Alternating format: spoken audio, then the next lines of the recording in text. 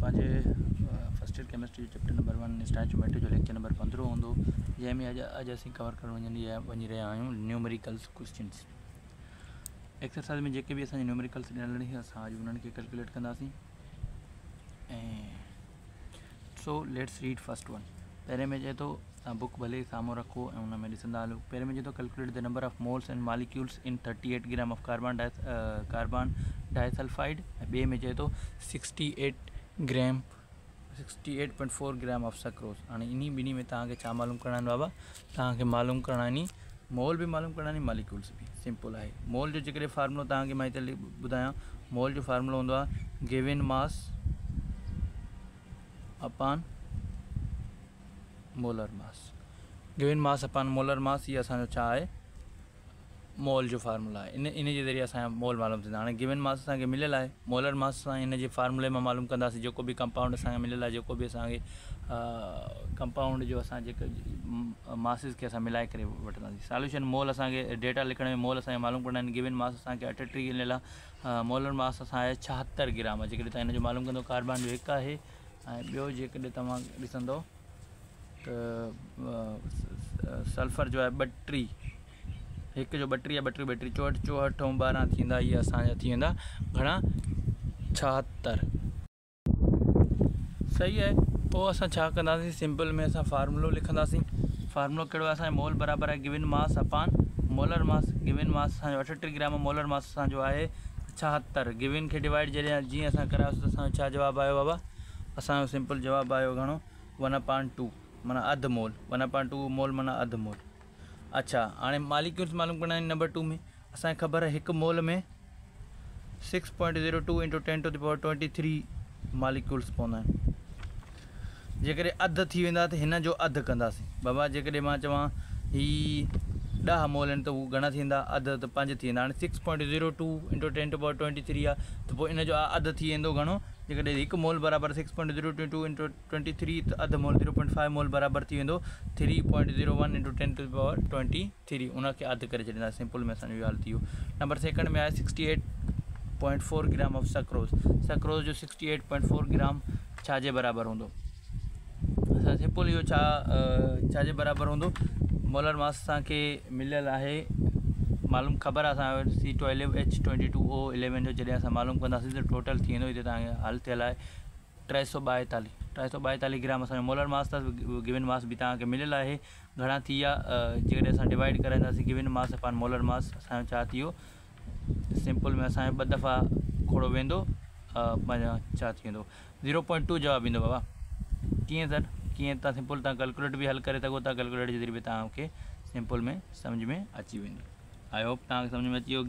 हाणे जेकॾहिं हिकु मोल मॉलिक्यूल्स मालूम करण लाइ हिकु मोल में एतिरा मॉलिक्यूल पवंदा त 0.2 मोल वरी ॿिन्ही साइडनि खां ज़रब कंदो। जेकॾहिं तव्हांखे 0.2 मालूम करणा आहिनि, 0.2 जॾहिं मालूम कंदो पोइ छा थी वेंदो? 0.2 इनखे तव्हां पॉइंट ख़तमु करे हेठि ॾाह ॾेई सघो था। 6.02 × 10⁻23 पावर ऐं बेस ॿिन्ही जा सेम आहिनि त तव्हां हिकिड़ो पावर ख़तमु करे सघो था। मैथमेटिक्स जो असूल हूंदो आहे। पोइ 10⁻22 थी आहे। जॾहिं 2 खे असां जेकॾहिं 6.02 सां मल्टीप्लाई कंदासीं 12.04 असांजो छा थी वेंदो? आंसर अची वेंदो। 12.04 × 10⁻22 जेको आहे असांजो आंसर आहे। या जेकॾहिं हिकु पॉइंट खां बाद में तव्हां ॾियणु चाहियो त 1 डेसिमल हुजे, 2 न हुजनि, पोइ तव्हां हिकिड़ो पॉइंट हेॾे फेरियो ऐं हिकु हिते 23 पावर ॾेई छॾियो। 1.0204 × 10⁻23 आहे। सेकंड में असांजो पुछे थो ammonia gas can be produced by heating together the solid NH4 and CaOH calcium hydroxide. हाणे हीअ असांखे इक्वेशन ॾिनो अथसि। हीअ इक्वेशन तव्हांखे मिलियल आहे। जेकॾहिं 100 ग्राम ॿिन्ही जा, हिन जो बि 100 ग्राम ऐं हिन जो बि 100 ग्राम, ॿिन्ही जा 100 ग्राम तव्हां छा कयो? रिएक्ट करायो था, हीट करायो था, पोइ तव्हांजा हिन में ही प्रोड्यूस थियनि था न। जॾहिं ॿिन्ही जा 100 ग्राम हिन जा मिला 100 ग्राम हिन मिला त हीअ असांखे प्रोड्यूस थिया। त पोइ हिन में तव्हांखे पहिरियों ॿुधायो त लिमिटिंग रिएक्टेंट कहिड़ो आहे ऐं मास ऑफ NH3 घणो प्रोड्यूस थियो हूंदो। सिंपल छा थिए थो? लिमिटिंग रिएक्टेंट असां छा खे चवंदा आहियूं बाबा? लिमिटिंग रिएक्टेंट ॾिसो हिते रिएक्टेंट आहिनि 2, हिकिड़ो हीअ रिएक्टेंट आहे, हिकिड़ो हीअ रिएक्टेंट आहे। लिमिटिंग रिएक्टेंट उनखे चवंदासीं उहो रिएक्टेंट जेको रिएक्शन करण में पहिरियों खुटी वञे। हाणे ॿई रिएक्टेंट आहिनि बाबा।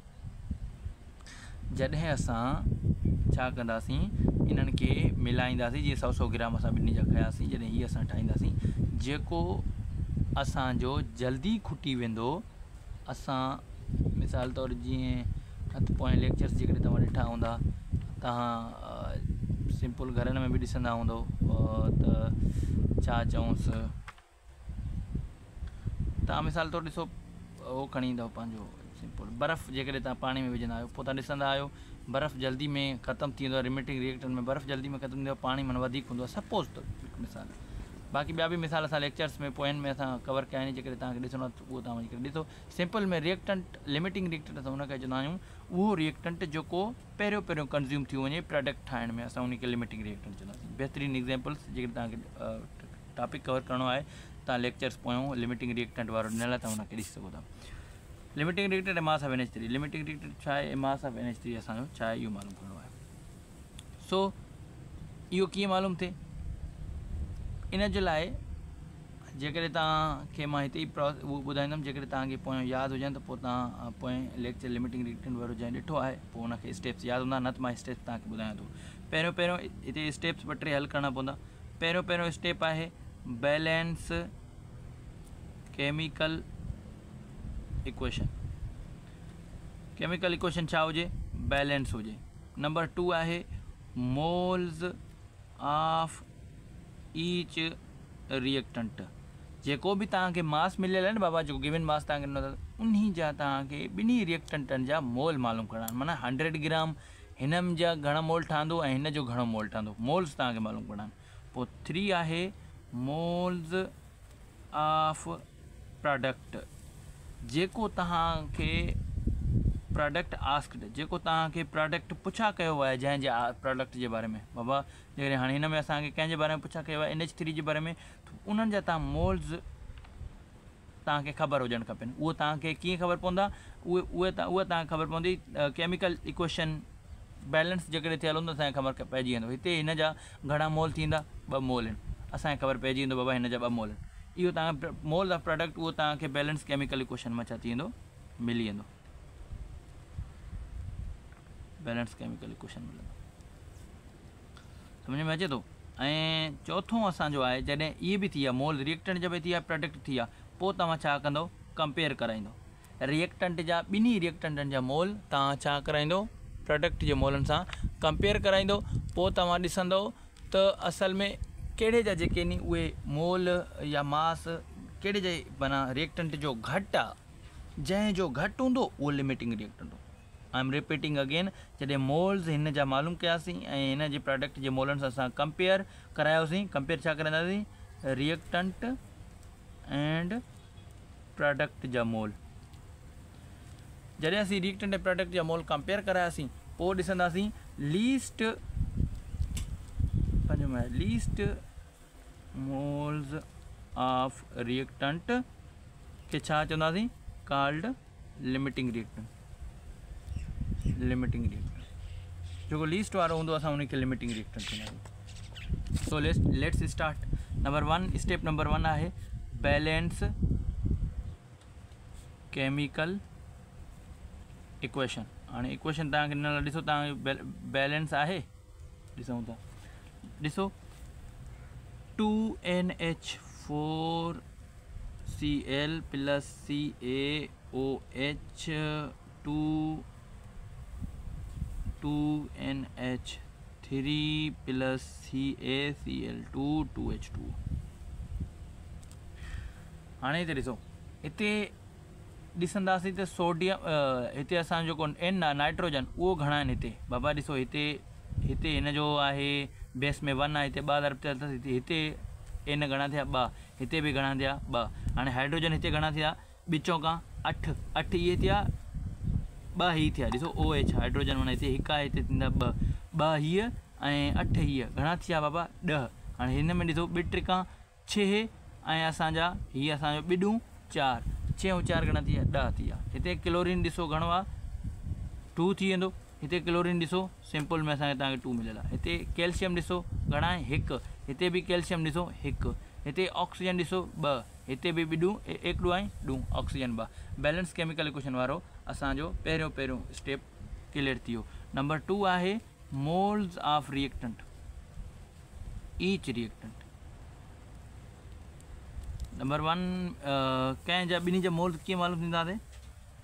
मोल वारो फार्मूलो असांखे ख़बर आहे न, मोल छाजे बराबरि हूंदो आहे? मोल बराबरि हूंदो आहे गिवन मास जेको तव्हांखे 100 मिलियल अपान मोलर मास। मोलर मास माना जंहिं बि उन जा तव्हां रिएक्टेंट जेको खणंदो उन जा मास तव्हां हेठि डिवाइड कराईंदुसि। पोइ चलो नेक्स्ट में हल कयूंसि था इन्हनि खे, मोल्स ऑफ रिएक्टेंट मालूम कयूं था। मोल्स ऑफ रिएक्टेंट में छा थियण वारो आहे ॾिसो बाबा,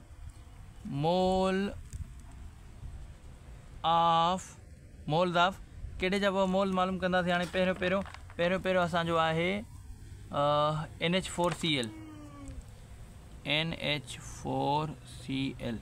हाणे इन जा मोल मालूम कंदासीं त is equal to what, is equal to फार्मूलो तव्हांजो गिवन मास ॾिनल आहे, घणो मास आहे 100 अपान मोलर मास। मोलर मास हाणे तव्हांखे मालूम करिणो आहे। हाणे NH4Cl जो मोलर मास थींदो घणो? ॾिसो, जेकॾहिं मां चवां N माना नाइट्रोजन 7 नंबर ते, हिन जो मास आहे 14 इहो, प्लस हाइड्रोजन जो आहे 1 मास, हिते 4 अथसि त थी विया 4, प्लस क्लोरीन जो घणो आहे 35.5। हाणे टोटल जेकॾहिं असां मिलाईंदासीं त टोटल मास घणो थींदो? 18 हीअ 35.5 हीअ, 18 ऐं 35.5 घणा थिया हुआ? हिते 18, हिते 35.5, हिते 5.35, 53 पॉइंट घणा थींदा? 5। जेकॾहिं असां इन खे डिवाइड करायोसीं त असांजो जवाबु आयो 1.87 मोल्स। सम्झ में अचे थो? हाणे इन जा असांखे पहिरें इन जा मोल असांखे मालूम थी विया।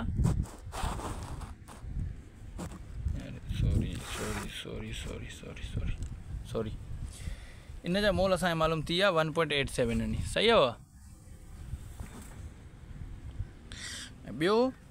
ॿियो कहिड़े जा मोल्स मालूम करना नी? मोल्स ऑफ ॿियो कहिड़ो रिएक्टेंट तव्हांखे मिलियल आहे? कैल्शियम हाइड्रोक्साइड आहे CaOH2। हाणे इन जा तव्हांखे मालूम करना नी। गिवन मास साॻी आहे 100 अपान कैल्शियम हाइड्रोक्साइड। कैल्शियम जो आहे 40 ऐं ऑक्सीजन हिकिड़े जो आहे 16, हिते ॾिनल नी 2, 16 32, 40 ऐं 32 घणा थींदा बाबा? 40 प्लस 32 इहो थी विया सिंपल असांजा घणा थी विया हुआ? 72। 40 ऐं 32 घणा थी विया? 72। ऐं जेकॾहिं असां हाइड्रोजन मिलायूंसि, हाइड्रोजन हिकिड़े जो 1 2 मिलाईंदा त घणा थी विया? 74। घणो थी वियो हुआ? 74। जेकॾहिं असां इन खे डिवाइड करायोसीं त घणो जवाबु ईंदो? ऑलमोस्ट असांजो जवाबु ईंदो 2.95, 2.95, 94, 96 इहो तव्हां ॾिसिजो त 945 तव्हां कैलकुलेटर ते हल करे ॾिसिजो, ईअं ईंदो तक़रीबन।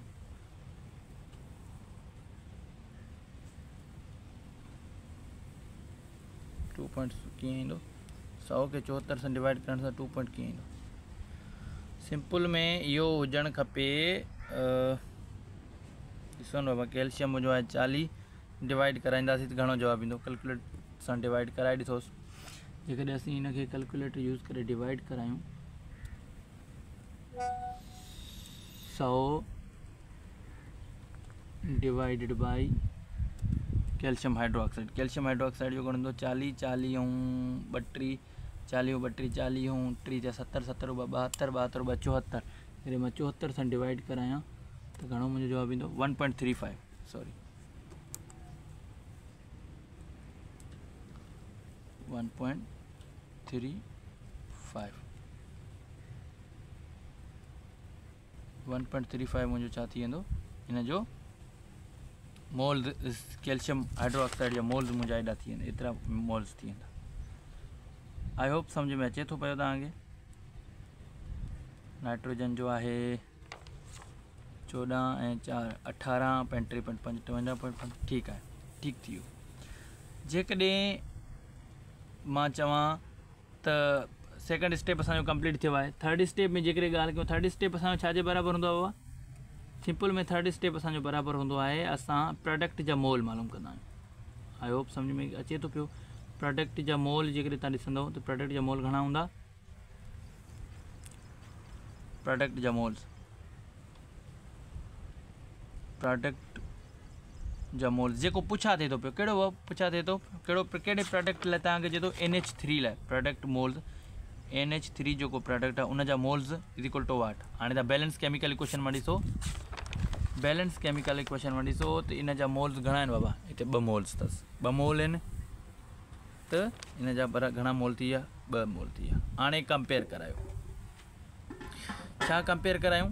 पहिरियों हिते मां जेकॾहिं केमिकल इक्वेशन लिखां, हिन इहो साॻी जेकॾहिं केमिकल इक्वेशन मां लिखां 2NH4Cl plus calcium hydro oxide इहो मिली करे 2NH3 ठहे थो प्लस CaCl2 ठहे थो प्लस 2H2O ठहे थो। आयो सम्झ में अचे थो पियो? इहो ठहे थो पियो। त पोइ हाणे तव्हांखे रिएक्टेंट, ही ॿई रिएक्टेंट आहिनि ऐं मालूम असांखे हिन प्रोडक्ट जा मालूम करणा आहिनि। पोइ हिन जो मोल्स तव्हां बराबरि करायो, हिन जा मोल्स घणा थींदा हुआ? 2 मोल। प्रोडक्ट जा बि घणा मोल आहिनि? 2 मोल। त हिन जो 1 मोल प्रोड्यूस थियो हूंदो त हुन जो बि घणो थियो हूंदो? 1 मोल प्रोड्यूस थियो हूंदो। सही आहे। हाणे हिन जा मोल घणा प्रोड्यूस थिया नी? 1.87, त हुन जा बि 1.87, NH3 जा बि एतिरा NH3 मोल्स प्रोड्यूस थिया हूंदा। जेकॾहिं हिन जा घणा NH4Cl जा जेकॾहिं हेतिरा मोल थिया आहिनि त हुन जा बि एतिरा मोल थिया। सही आहे बाबा? सम्झ में अचे थो पियो? सिंपल मोल मालूम कयोसीं, ॿिन्ही जा मोल मालूम कयासीं, ॿिन्ही जे मोल प्रोडक्ट जो मोल असांखे हिते हिन मां मालूम थियो। डायरेक्ट इक्वेशन में तव्हांखे प्रोडक्ट जा मोल माना एतिरा मोल पैदा थिया आहिनि। हाणे हिन जा 2 मोल मिलिया नी, हिन जे 2 मोल ठहियो आहे इक्वेशन मुताबिक़। त हाणे जेको मास जेतिरो मिलियल आहे उन में बि असां 1.8 त हुन जो बि 1.8 थियो हूंदो। हाणे ॿिए खे इक्वेशन खे ॿिए खे बि बराबरि कराईंदासीं, ॿिन्ही रिएक्टेंट्स खे इक्वल कराईंदासीं। ॿिए जो घणो आहे? ॿिए जो ॾिसो हिते हिन इक्वेशन मां हिन जो हिकिड़ो, हिन जा घणा? 2। 1 मोल CaOH2, हिन जो 1 मोल ऐं हुन जा घणा थींदा? 2 मोल ऑफ NH3, हुन जो 1 मोल ऐं हुन जा 2 मोल। त पोइ हिन जा घणा मोल आहिनि बाबा? 1.35 CaOH2, हुन जा बि घणा मोल? 2 ॿीण। मन ॾिसो हाणे ॿिन्ही साइडनि खां हीअ थींदो त हाणे हिते 1.35 आहे त हिते हुनजो ॿीण थींदो 2 × 1.35 ऑफ NH3। जॾहिं 2 × 1.35 थींदो त घणो जवाबु ईंदो? 2.70 ऑफ NH3। हाणे ॿुधायो लीस्ट कहिड़ो आहे? लीस्ट ही आहे बाबा। त पोइ असां चवंदासीं लिमिटिंग रिएक्टेंट कहिड़ो आहे? Limiting reactant is NH4Cl because it produce least amount of moles। हाणे मास ऑफ NH3 घणो प्रोड्यूस थियो हूंदो? मास ऑफ NH3 घणो प्रोड्यूस थियो हूंदो? सर मास लाइ कहिड़े जा मोल खणा? हिन जा मोल वधीक एक्सिस, हे एक्सिस रिएक्टेंट आहे, ही लिमिटिंग रिएक्टेंट आहे। हाणे मास लाइ कहिड़ो खणा? हिन जो खणा या हिननि जो खणा? एक्सिस वारे जो मास असां न खणंदासीं, असां मास हमेशह खणंदासीं लिमिटिंग वारे जो। सर छो जो ॾिसो रिएक्शन ख़तमु थी वेंदो अॻु में। हाणे जेतिरा एतिरा हिन जा मोल ठहंदा न, पोइ रिएक्शन ख़तमु थी वेंदो। एतिरा माना हेॾा मोल रिएक्ट ई कोन कंदा। NH4 जो मास ठाहिण लाइ एतिरा मोल असां रिएक्ट कंदा ई न। छो जो लिमिटिंग रिएक्टेंट ऑलरेडी 1.87 मोल खां पोइ ख़तमु आहे। सम्झ में अचे थो न? माना पोइ मास मालूम करण लाइ हमेशह तव्हां लिमिटिंग रिएक्टेंट वारा मोल खणंदो। मास मालूम करण लाइ कहिड़ो फॉर्म हूंदो आहे? मोल बराबरि हूंदो आहे गिवन मास मालूम करणा आहिनि जंहिंखे of NH3 upon molar mass. Molar mass घणो अथव बाबा? मोलर मास यह है 1.87 बराबर है NH3 जो गिवन मास असांखे ख़बर ना है। मोलर मास असांजो अथसि नाइट्रोजन जो 7 ऐं 3 आहे 17। हाँ x बराबर 1.87 इंटू 17। जेकॾहिं असां इन के पाण में ज़र्ब करायो 1.87 के इंटू 17 सां तो ऑलमोस्ट असांजो जवाब ईंदो घणो बि जवाब ईंदो। जवाब ईंदो असांजो कैलकुलेट तव्हां हल कयोसि, कैलकुलेट हल कयोसि 31.79। ऑलमोस्ट असां इहो जवाब ईंदो। तव्हां पे बुक में ॾिसजो, जेकॾहिं इहो सही आहे त सही आहे। सर हिकु दफ़ो वरी महिरबानी करे सम्झायो त पोइ जीअं असांखे सम्झ में अचे। सिंपल में छा थियल आहे, तव्हांखे दर्जो मिलियल आहे, दर्जे में छा इक्वेशन तव्हांखे मिलियल आहे। इक्वेशन में तव्हांखे ॿिन्ही जा मास रिएक्टेंट जा मास मिलियल आहिनि। हाणे तव्हांखे प्रोडक्ट जा छा मालूम करणा आहिनि, या हिन में हिकिड़ो त लिमिटिंग रिएक्टेंट मालूम करिणो आहे ऐं हिन खे ॿुधाइणो आहे त हिन में जेको NH3 जो केतिरा मास प्रोड्यूस थिया हूंदा। लिमिटिंग रिएक्टेंट मालूम करण लाइ ही प्रोसेस आहे। लिमिटिंग लिमिटिंग रिएक्टेंट मालूम हूंदो आहे। मोल्स ऑफ ईच रिएक्टेंट पहिरियों बैलेंस केमिकल इक्वेशन लिखो, पोइ ॿिन्ही जा रिएक्टेंट जा मोल लिखो जेको तव्हांखे फ्राम गिवन मास मां हिन जा तव्हां रिएक्टेंट मालूम कंदो। मोल्स ऑफ प्रोडक्ट जेको तव्हांखे प्रोडक्ट जा मोल, जेको प्रोडक्ट चयल उन जा मोल ॾिसंदो, पोइ कंपेयर कंदो ॿिन्ही खे, जेको लीस्ट ॾिसंदो उहो हूंदो त पोइ असांजो तव्हांजो लिमिटिंग रिएक्टेंट हूंदो।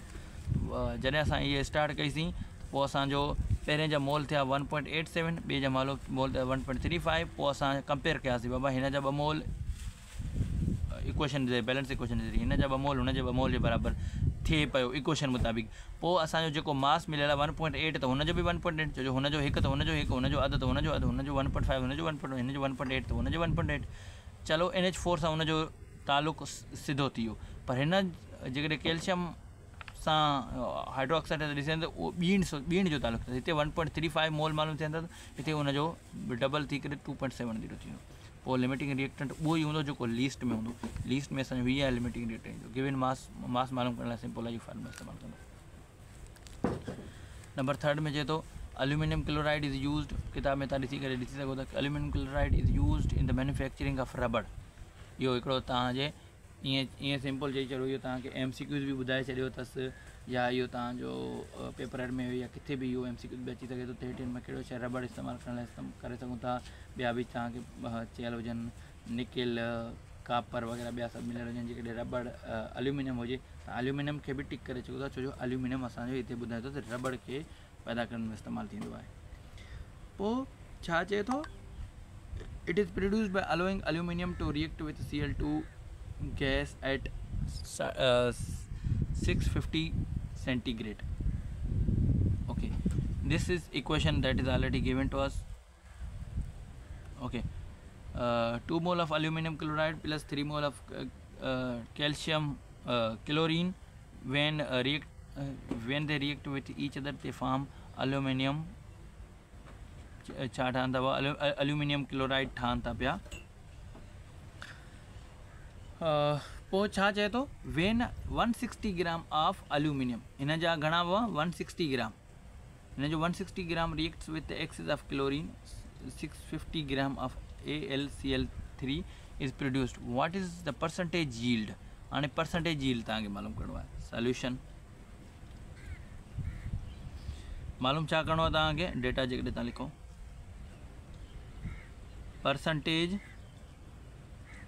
वरी तव्हां इहो फ्री हो न, परसेंटेज यील्ड, सॉरी यार, परसेंटेज यील्ड तव्हांखे करिणो आहे मालूम। हाणे परसेंटेज यील्ड जो जेकॾहिं फार्मूलो कंहिंखे यादि हुजे, ॾिसो what is percentage yield.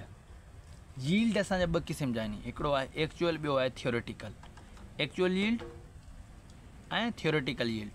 Theoretical yield माना जेको असां सोचे वेठा हुजूं, जेकॾहिं असां हिननि ॿिन्हिनि शयुनि खे असां छा कराईंदासीं, रिएक्ट कराईंदासीं, असांखे हेतिरो अमाउंट मिलंदो। ऐं एक्चुअल असां हुनखे चवंदा आहियूं असां जंहिंखे जेको असल में मिले। जीअं असां अटो ॻोहींदा आहियूं, असां चवंदा आहियूं हिन में 10 मानियूं थींदियूं, पर असल में 8 मानियूं थियनि थियूं। 10 असांजो आहे प्रैक्टिकल, सॉरी थियोरेटिकल, ऐं 8 मानियूं जेके आहिनि असांजो प्रैक्टिकल आहे। सही आहे। सो परसेंटेज यील्ड छाजे बराबरि आहे, परसेंटेज यील्ड जो जेकॾहिं फार्मूलो तव्हां लिखंदो न, इन में थींदो actual yield divided by theoretical yield, theoretical yield अपन प्रैक्टिकल यील्ड कहिड़ा उस्ताद एजाज़ 2 मिनट संगत। ओके दोस्तों, कंटिन्यू कयूं था। चए थो परसेंटेज यील्ड बराबर हूंदो आहे actual yield divided by theoretical yield into 100। Sir ये असांजे किथे लाइ अचनि, ॾिसो एक्चुअल यील्ड ऐं थियोरेटिकल यील्ड।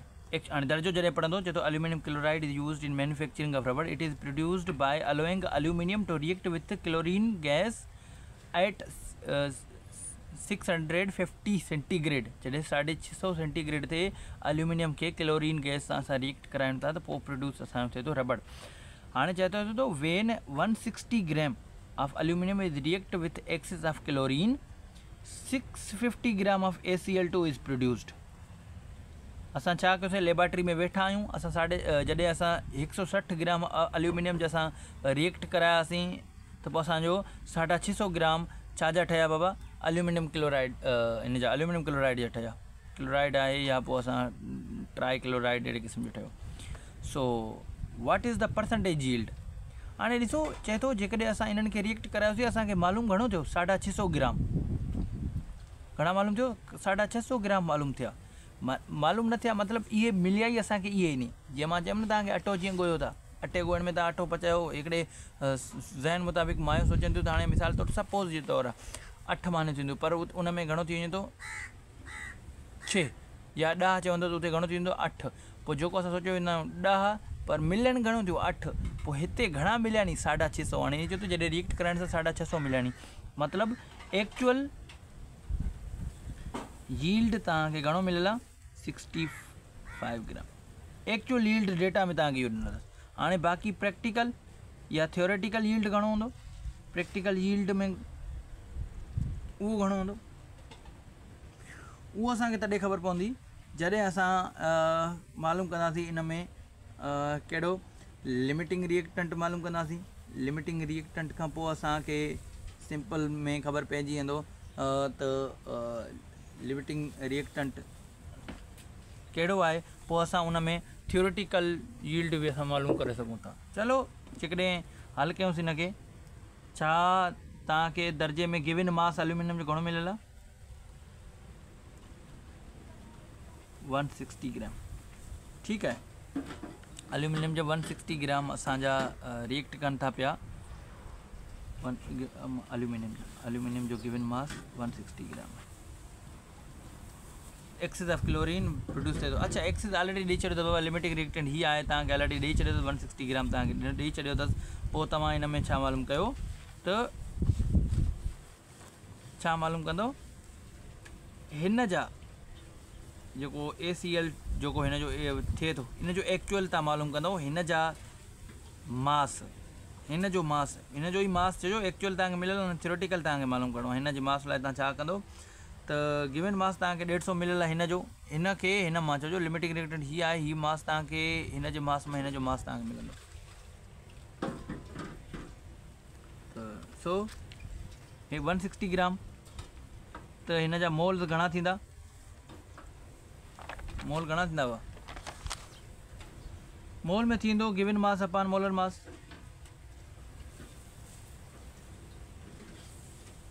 गिवन मास घणो अथव 160, मोलर मास घणो अथव 27।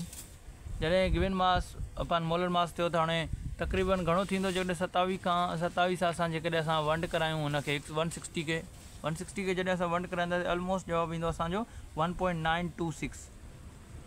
इहो असांजा एतिरा मोल्स थिया, अचो सम्झ में 5.926 एतिरा मोल असांजा छा थिया आहिनि वञी करे प्रोड्यूस थिया आहिनि 160 ग्राम ऑफ हिन जे। ठीकु आहे, हाणे तव्हां हिन जे इक्वेशन वारा मोलनि खे हिन जे इक्वेशन वारनि मोल सां छा कयो, कंपेयर करायो। 2 मोल एल्यूमिनियम जा, हिन जा बि घणा थी विया 2 मोल हिन जे AlCl3 जा। हाणे हिन जा 5.29 सम्झ में अचे थो, हिन जा 5.29 त हिन जे घणे जे बराबरि थी वेंदो, त पोइ हिन जो बि 5.29 जे बराबरि थींदो। छो जो 2 बराबरि आहे 2 जे, 5.926 बराबरि थी वेंदो एल्यूमिनियम जे जेकॾहिं मोल हुजनि, त हिन जो बि 5.926 मोल जे बराबरि थी।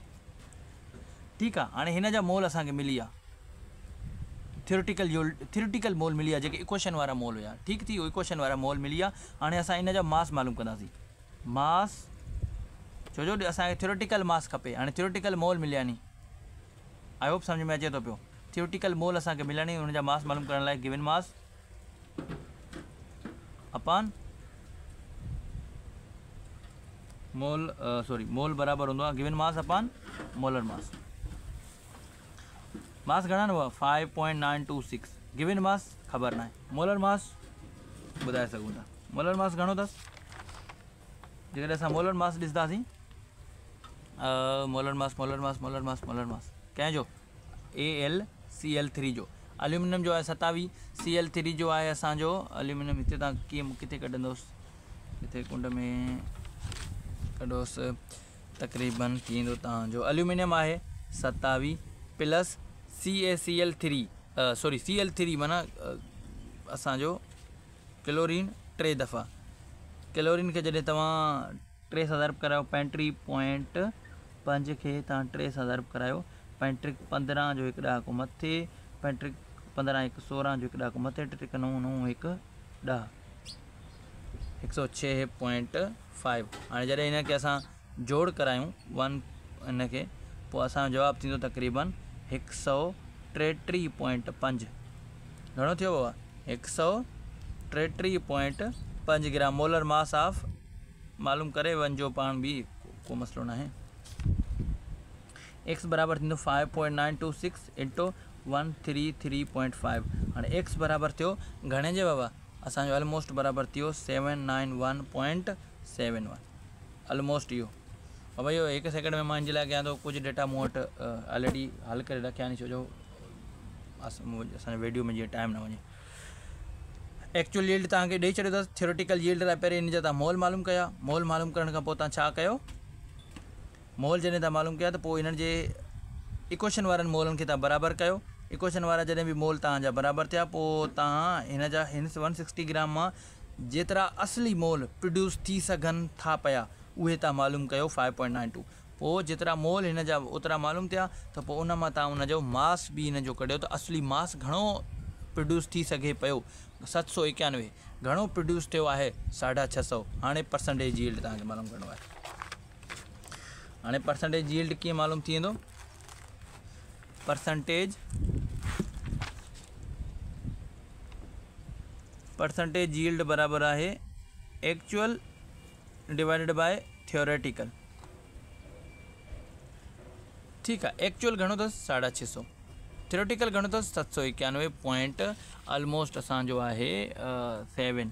पोइ असां इंटू 100 बि लाज़मी कंदा आहियूं, परसेंटेज लाइ 100 इंटू 100, असांजो तक़रीबन जवाबु ईंदो बाबा 82.17। आई होप सम्झ में अचे थो। इट इज़ टू ईज़ी, हिन में कोई बि टफ न हुयो। छा असां पहिरें ध्यानु असांखे छा ॾिनो आहे, एक्चुअल यील्ड तव्हांखे उते ॾिनल आहिनि बाबा, हेतिरा पैदा माना प्रोड्यूस थिया आहिनि। ठीकु आहे, पोइ जेकॾहिं हेतिरा घणा ग्राम असां हुन जा रिएक्ट करायूं पिया,